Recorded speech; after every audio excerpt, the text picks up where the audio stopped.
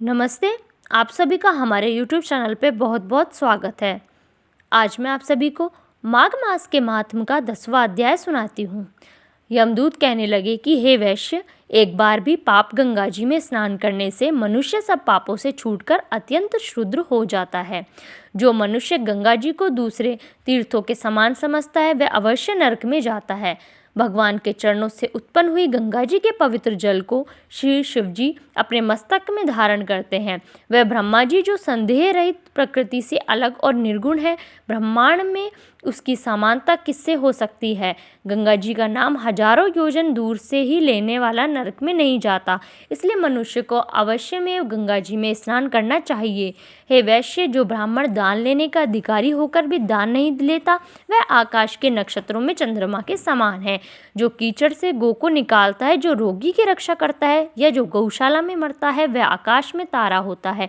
प्राणायाम करने वाले मनुष्य सदैव उत्तम गति को प्राप्त होते हैं।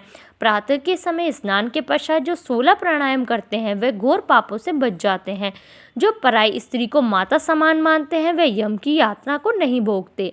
जो मन से कभी पर स्त्री का चिंतन नहीं करता वह दोनों लोगों को अपने अधीन करता है। जो पराय धन को मिट्टी के समान समझता है वह स्वर्ग में जाता है। जिसने क्रोध को जीत लिया मानो उसने स्वर्ग को जीत लिया। जो माता पिता की सेवा देवता तुल्य करता है वह यमद्वार नहीं देखता, और जो गुरु की सेवा करते हैं वह ब्रह्मलोक को प्राप्त होते हैं। शील की रक्षा करने वाली स्त्री धन्य है, शील भंग करने वाली स्त्री यमलोक जाती है। जो वेदों और शास्त्रों को पढ़ते हैं या पुराण और संहिता पढ़ने और सुनते हैं तथा स्मृति का व्याख्यान और धर्मशास्त्र समझते हैं, या जो वेदांत में लीन रहते हैं वह पाप रहित होकर ब्रह्मलोक को प्राप्त होते हैं। जो अज्ञानियों को वेदशास्त्र का ज्ञान देते हैं वे देवताओं से भी पूजित होते हैं। यमदूत ने कहा कि वैश्य श्रेष्ठ यमराज ने हमको वही आज्ञा दे रखी कि तुम किसी वैष्णव को मेरे पास मत लाओ। हे वैश्य, पापी लोगों को इस संसार रूपी नरक को पार करने के लिए भगवान की शक्ति के सिवाय दूसरा और कोई उपाय नहीं। भगवान की भक्ति न करने वाले मनुष्य को चांडाल के समान समझना चाहिए। भगवान के भक्त अपने माता पिता दोनों के कुलों को ताड़ देते हैं और उनको नरक में नहीं रहने देते। जो मनुष्य वैष्णव का भोजन करते हैं वे भी भगवान की कृपा से श्रेष्ठ गति को प्राप्त होते हैं।